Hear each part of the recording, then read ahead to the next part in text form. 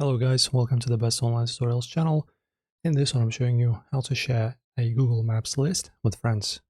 So if you are on desktop, click on the three horizontal lines right here in the top left, and then search or select Saved.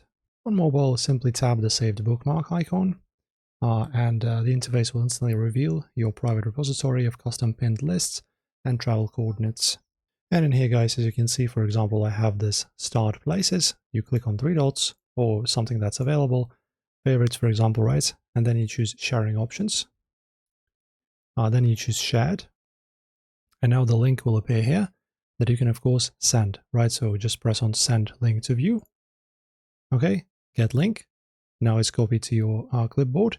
And now you can share this on Instagram, Facebook, whatever you're using, and share your list with other friends.